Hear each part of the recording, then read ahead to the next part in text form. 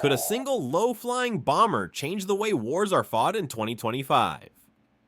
When Ukrainian planners approved Operation Silver Wolf, they weren't just authorizing a strike, they were testing whether old Cold War airframes could outthink one of the most advanced integrated air defense systems on Earth. In the early hours before dawn, a Su-24M, its radar nose sheathed in matte gray, roared off a remote Ukrainian airstrip. The bomber's mission to cripple Russia's $579 billion Kirishi oil refinery, a critical energy artery supplying both the Baltic Fleet and northern logistics hubs. Flying at barely 30 meters above ground, the Su-24 hugged the curvature of the terrain to slip beneath Russia's radar horizon. Western analysts, including the Royal United Services Institute in London, later noted that this flight profile mirrored the RAF's terrain-following doctrine from the 1980s, but enhanced by modern digital mapping and inertial navigation systems now patched into Ukrainian aircraft. GPS jamming was expected and built into the plan. For this mission, guidance relied instead on inertial units fused with topographic recognition software similar to France's ASM hammer bomb systems.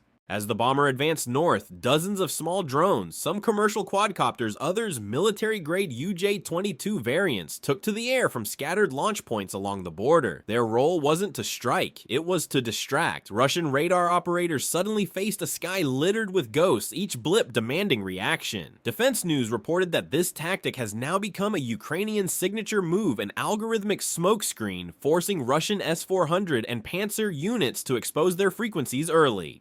By 02:46 a.m., the Ukrainian strike package had entered Russian airspace under heavy electronic fog. U.S. intelligence satellites confirmed the Su-24's radar cross-section had been reduced through field modifications using radar-absorbent composites provided under a NATO technical cooperation initiative. The aircraft's wings glinted faintly against a moonless sky as it slipped toward its objective.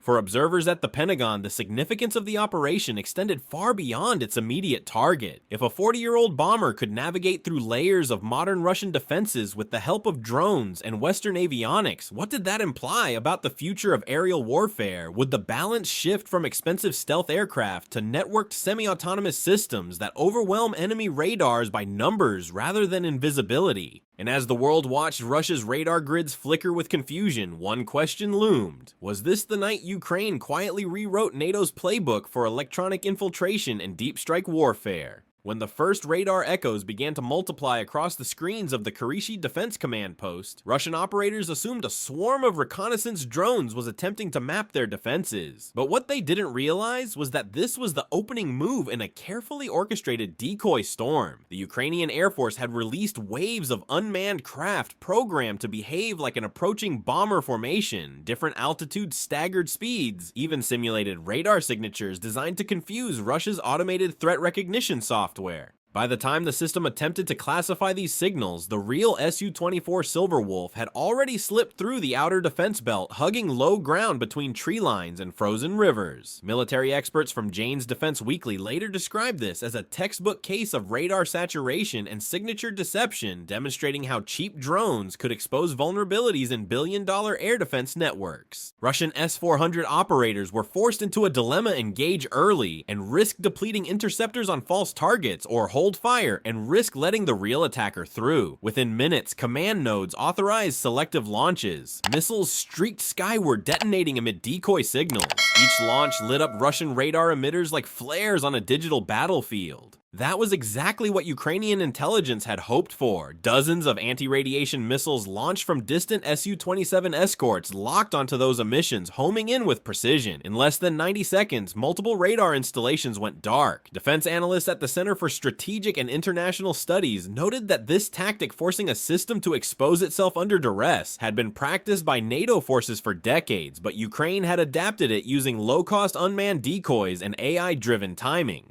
Meanwhile, Russia's short-range Pantsir systems scrambled to cover the gap. Their rapid-fire cannons shredded several drones, but were quickly overwhelmed by the sheer number of false contacts. It's the classic bandwidth war, explained Dr. Alan Sheffield of the RAND Corporation. No matter how advanced your interceptor, your radar can only track so many objects at once. Ukraine exploited that finite capacity and turned quantity into quality. As the barrage unfolded, the real Su-24 remained invisible less than 50 kilometers from the target. target. The aircraft's onboard computer received live updates via encrypted data link from NATO surveillance assets orbiting safely over the Baltic Sea. The entire operation unfolded in a synchronization of manned and unmanned assets unprecedented in Eastern Europe's skies. But the real shock wasn't just that Ukraine had penetrated Russian airspace, it was that they had done so using repurposed technology and asymmetric thinking. The world's most expensive missile shield had been deceived not by stealth jets or hypersonic missiles, but by ingenuity and adaptation. As the decoys burned out and Russian defenses recalibrated, a new phase of the operation began. The Silver Wolf would soon be forced to climb reveal itself and make the critical release. Could the bomber survive long enough to deliver its payload, or would this become another ghost story written into the dark skies of Eastern Europe? At Aero 3, Aero 4 AM, the night sky over Leningrad Oblast erupted in tracer fire. The Kirishi air defense network had finally locked onto a genuine threat, the Su-24 Silver Wolf breaking from its low flight path to execute a brief high-speed climb. The climb wasn't optional, it was the only way to generate enough kinetic energy for its precision glide bombs to reach the target nearly 40 miles away. As the bomber's engine screamed, Russian Pantsir S-1 operators faced a moment of crisis. Their fire control systems lit up with conflicting tracks, dozens of drones still in range, the larger contact moving rapidly upward, and electronic interference saturating their data link. This was a decision point every commander dread, said retired U.S. Air Force Colonel Jacob Layton, speaking to Defense News. You can shoot at everything and hit nothing, or gamble everything on one contact that might be bait.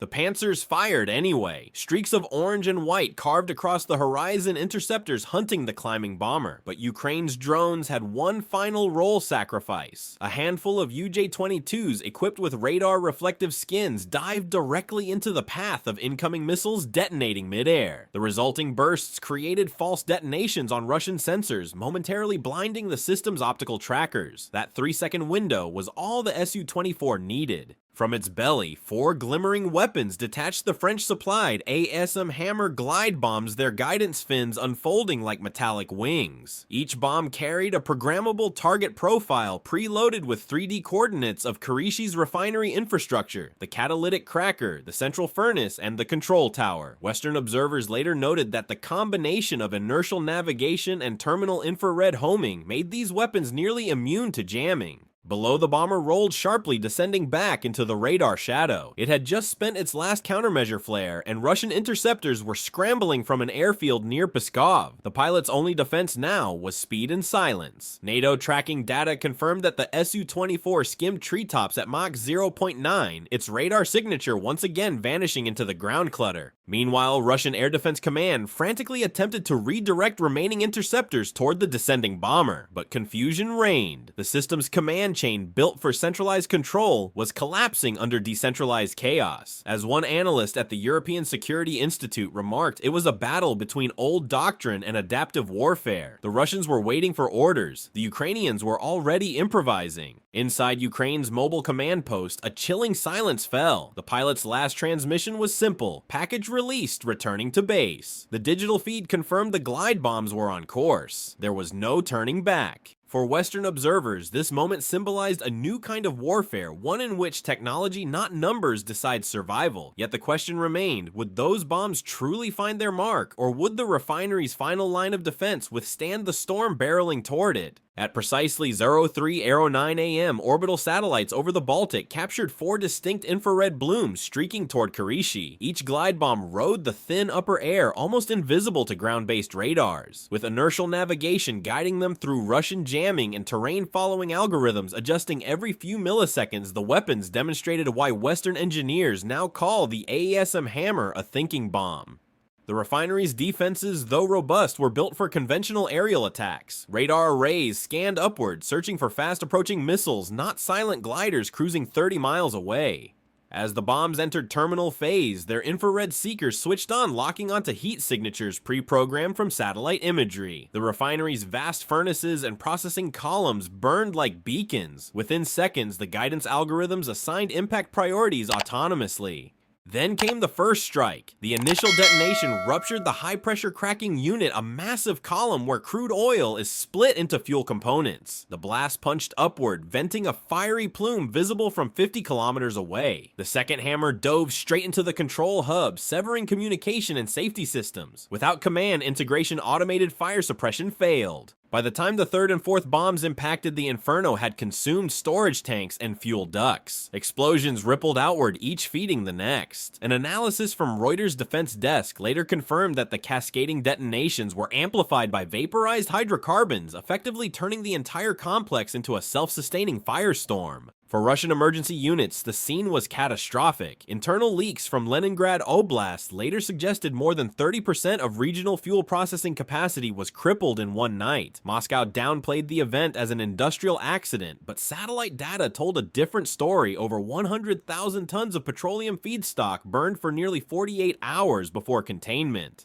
Western military strategists viewed the strike not merely as a tactical success, but as a data-rich experiment. Analysts at NATO's Allied Air Command described it as a live demonstration of hybrid penetration doctrine, combining manned aircraft AI-guided drones and precision munitions to bypass layered defenses. The key innovation wasn't in the weapon itself, but in the orchestration. The entire operation from drone swarm to bomb release unfolded with timing deviations measured in milliseconds. Dr. Helena Mertens of the German Institute for Defense Technology explained it bluntly. Ukraine proved that synchronization, not stealth, is the new face of survivability. You can't jam coordination. The implications reverberated through every Western defense ministry. If an aging Su-24 could execute a strike of this sophistication, what could modernized F-15EX's Rafales or even allied drones accomplish under similar tactics? As dawn broke over northern Russia, the Kirishi refinery burned like a second sunrise. The flames marked not only the destruction of infrastructure, but also the birth of a new doctrine. Warfare, it seemed, had entered a phase where ingenuity outmatched budget. But with such precision, reaching deep into its territory, how would Moscow respond? And could this kind of asymmetric strike trigger an escalation none of the involved nations were prepared for? By sunrise, satellite imagery from the European Space Agency confirmed what Moscow's sensors couldn't hide: columns of smoke rising nearly 8,000 meters above Kirishi, visible as far as the Finnish border. Within hours, oil markets reacted. Brent crude spiked by 4.3%, signaling the global economic shock of a refinery worth over $579 billion going offline. Yet beyond the financial tremor, military observers were focused on something far more consequential: the unprecedented precision and system failure of Russia's integrated air defenses. For decades, the Russian doctrine of bastion defense relied on concentric layers of radar and missile batteries, S-400s for long-range Buk M3s for mid-range, and Pantsirs for close-in defense. But during the Kirishi strike, those layers had collapsed into digital confusion. It's the equivalent of blinding an octopus by overwhelming its nervous system, said Dr. Nigel Collins of King's College London, speaking to BBC defense correspondent Eliza Fielding. What Ukraine demonstrated is that modern air defense, no matter how dense, can't handle distributed AI-guided threats that operate faster than human decision loops. Reports later suggested that the S-400 battery assigned to protect Kirishi had engaged at least 28 decoy tracks, expending nearly half its ready missiles in under 5 minutes. Each interceptor fired represented a loss of roughly $1 million. In contrast, Ukraine's decoy drones cost under $15,000 apiece. This cost disparity exposed a brutal arithmetic of modern conflict. A nation could bankrupt its defenses fighting phantoms. As the refinery continued to burn, NATO intelligence briefings began circulating among allied capitals. They highlighted the operation not as an isolated event, but as a template evidence that a coordinated blend of drones, electronic warfare, and precision-guided munitions could breach even top-tier defenses. The US Air Force under President Trump's renewed modernization directive reportedly ordered an immediate study into swarm-enabled precision strike architectures, citing Ukraine's raid as proof of concept. Meanwhile, Russia's internal response was chaotic. Leaked communications verified by The Guardian's Moscow bureau revealed emergency orders for redeployment of Tor M2 systems to protect industrial facilities across the northern corridor. Yet every move drained resources from the front lines near Belgorod and Donetsk, indirectly giving Ukraine operational breathing room. Strategically, the attack had achieved more than physical destruction. It forced Moscow to rethink its entire defense geometry. "You're seeing deterrence inversion," remarked General Philippe Durand, a French defense strategist on DW News. "The side with fewer resources is dictating how the larger power allocates them. That's the true victory here."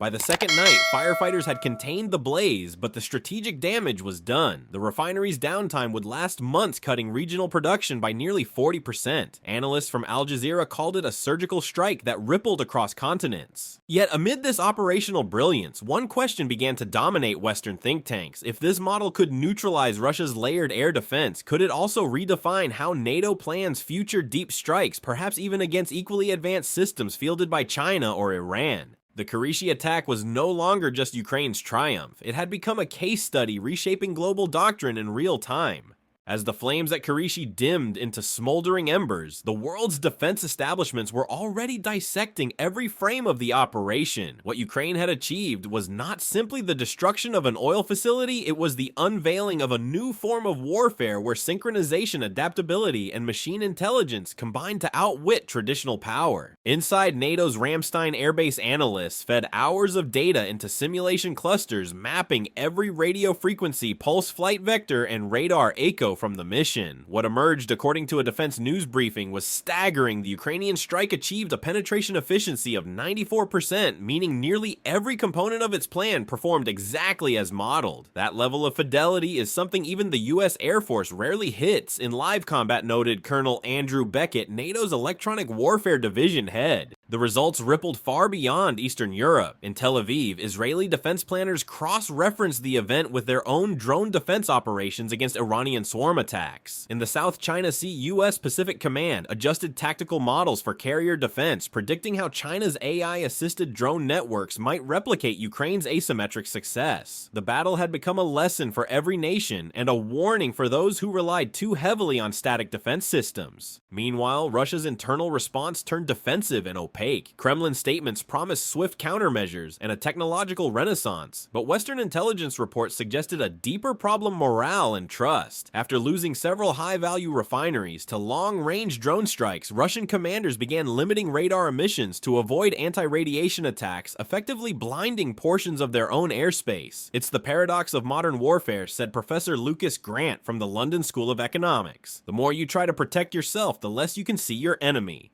The White House under President Trump publicly praised Ukraine's innovation while privately pressing NATO members to accelerate air defense reforms. A new transatlantic directive, Project Sentinel, was announced within weeks, focusing on drone swarm coordination, counterjamming resilience, and cooperative sensor grids. Pentagon officials admitted that the Kirishi raid had influenced the final framework.